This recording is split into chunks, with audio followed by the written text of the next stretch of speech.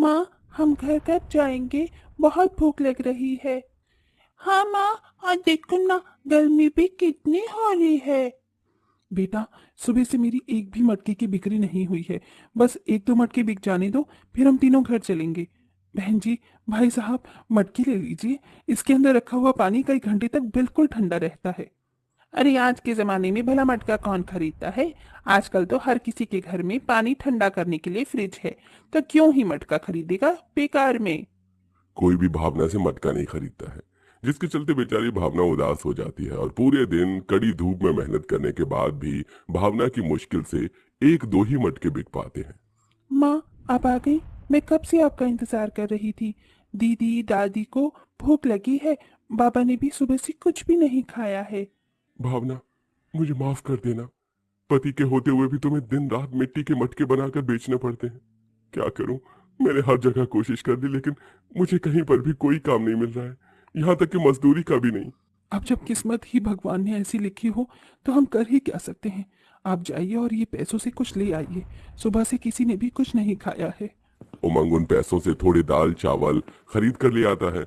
भावना चूल्हे पर गर्मी में दाल चावल बनाती है और अब सब लोग दाल चावल खाकर सो जाते हैं। लेकिन गर्मी की वजह से रात में किसी को भी नींद नहीं आती, हर कोई गर्मी से परेशान था। माँ, देखो ना, गर्दन पर खुजली हो रही है। हाँ माँ, मेरी गर्दन पर भी खुजली हो रही है और जल भी रहा है। भावना जैसे ही दिव्या और ज्योति की गर्दन देखती है तो हैरान रह जाती है। दोनों बच्चों की गर्दन पर लाल लाल दाने हो गए थे और खुजली की वजह से उनके अंदर से खून निकल रहा था। हे भगवान, ये क्या! इन्हें गर्मी के दानों की वजह से माँ जी और पिताजी की तबीयत खराब हो गई। और आज मेरी बच्चियों की भी यही हालत है। अगर आज हमारे घर में एक पंखा होता तो शायद ये ना होता। एक अमीर तो एसी में रहकर गर्मी को दूर कर देता है, लेकिन हम गरीब क्या करें। भावना नीम के पत्तों का लेप बनाकर अपनी दोनों बेटियों को लगा लेती है और रोज की तरह नदी किनारे जाकर मटका बनाने के लिए मिट्टी इकट्ठा करती है। तभी भावना को नदी की दूसरी तरफ एक कछुआ दिखाई देता है। उस कछुए के पैर से काफी ज्यादा खून निकल रहा था और वो कछुआ पलट भी नहीं पा रहा था, जिसके चलते वो चल नहीं पा रहा था। ये देख भावना जल्दी से कछुए के पास जाती है। इसके पैर में तो काफी खून निकल रहा है। अब मैं क्या करूं? भावना जल्दी से कुछ पत्तों को तोड़कर उनका लेप बनाकर उसके पैर पर लगा देती है और साथ ही साथ अपनी साड़ी के पल्लू को फाड़कर उससे उसकी पट्टी कर देती है। अब देखना, तुम तुम कितनी जल्दी ठीक हो जाओगी। चलो, अब तुम पानी में जाओ। जिसके बाद अब भावना जब भी नदी किनारे मिट्टी लेने जाया करती तो उस कछुए के लिए हमेशा कुछ न कुछ खाने के लिए ले जाती। खाओ खाओ, तुम्हें भूख लग रही थी ना, मेरे प्यारे कछुए। जहाँ एक तरफ भावना उस कछुए से मिलकर खुश रहा करती थी, वहीं दूसरी तरफ परिवार की हालत से काफी परेशान रहती थी। अब वो वक्त आ गया था जहाँ पूरा परिवार एक एक रोटी के लिए मोहताज हो गया था और गर्मी का कहर भी अब अपनी सारी हदें पार कर चुका था। माँ, गर्मी की वजह से दानों में बहुत जलन हो रही है। हाँ माँ, और बहुत भूख भी लगी है। बहू, कुछ कर। अब ये गर्मी और भूख और बर्दाश्त नहीं होती। अपने परिवार वालों की ऐसी हालत भावना से और नहीं देखी जाती और वो रोती हुई जाकर नदी किनारे जाकर बैठ जाती है। भावना नदी किनारे बैठकर जोर जोर से रोने लगती है। उसकी आवाज से पानी के अंदर से वो कछुआ बाहर आ जाता है। इतनी मेहनत करने के बावजूद भी मैं अपने परिवार को ना ही तो इस गर्मी से बचा पा रही हूँ और ना ही उन्हें रोटी दे पा रही हूँ।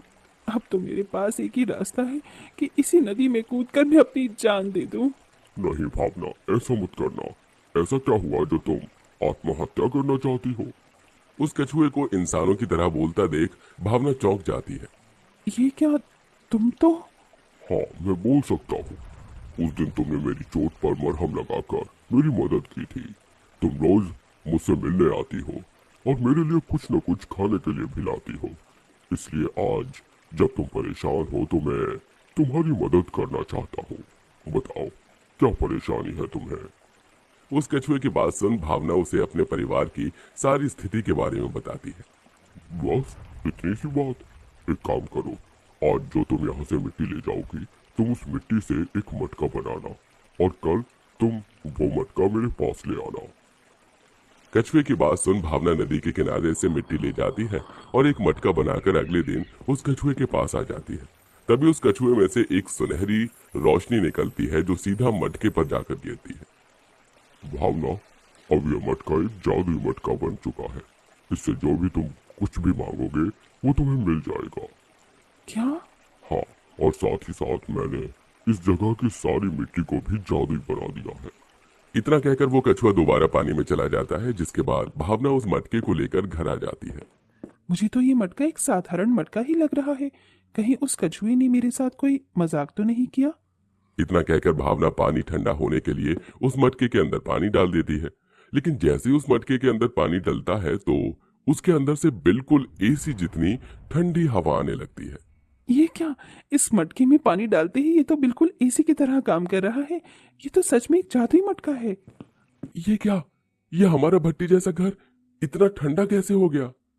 उमंग के पूछने पर भावना उसे सारी बात बताती है, जिसे सुन अगर ये सच में एक जादुई मटका है तो ये तो हमारी सारी ख्वाहिशों को पूरा कर सकता है ना? हाँ, हे जादुई मटके, हमें अपना जादू दिखाओ और मेरे परिवार को खाने के लिए पकवान दो। भावना के इतना बोलते ही उस जादुई मटके के अंदर से एक सुनहरी रोशनी निकलती है और देखते ही देखते उनके सामने ढेर सारे लजीज पकवान आ जाते हैं।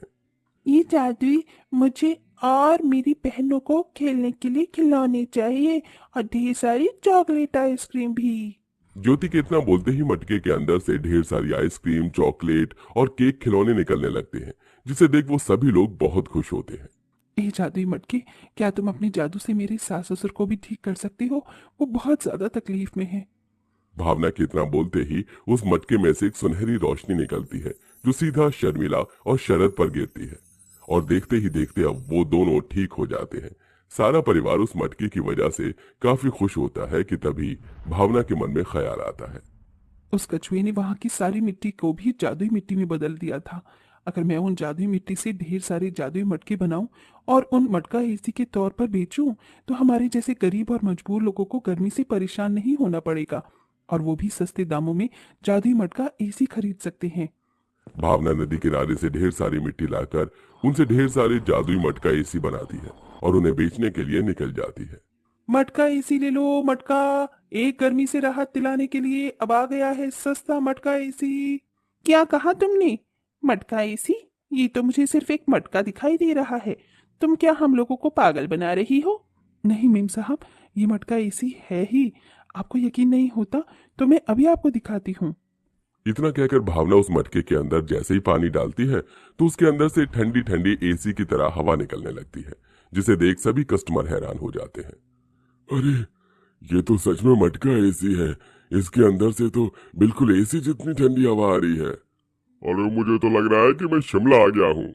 अब जहां पहले पूरे दिन में कड़ी धूप में मेहनत करने के बावजूद भी भावना की 1 से 2 मटके ही बिकते थे, वहीं अब मटका एसी होने की वजह से सिर्फ कुछ घंटे में भावना के सारे मटके एसी बिक जाते हैं, जिसके चलते आज उसकी बहुत अच्छी कमाई होती है और अब भावना रोज उस जादुई मिट्टी से जादुई मटका एसी बनाकर बाजार में बेचती है।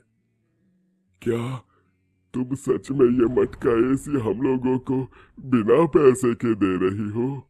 हाँ बाबा, ताकि आप लोगों को इस भयंकर गर्मी से छुटकारा मिल सके। भगवान तुम्हारा भला करे। आज इस मटके एसी की वजह से हमारा परिवार और हम चैन की नींद सो पाएंगे। भावना वहीं गरीब और मजबूर लोगों को वो फ्री में मटका एसी देती है, जिसके चलते कई गरीबों को गर्मी से छुटकारा मिलता है और सिर्फ कुछ ही वक्त में भावना मटका एसी की वजह से काफी ज्यादा फेमस हो चुकी थी। और अब भावना सड़क पर मटका एसी बेचने की बजाय एक बड़ी सी दुकान खोल लेती है और वहां मटका एसी बेचती है। अपने अच्छे कर्म और मेहनत से आज भावना ने अपनी पूरी परिवार के साथ साथ कई गरीब लोगों को भी गर्मी से राहत दिलवाई थी। इसलिए हमें कभी भी कोई अच्छा काम करने से खुद को नहीं रोकना चाहिए।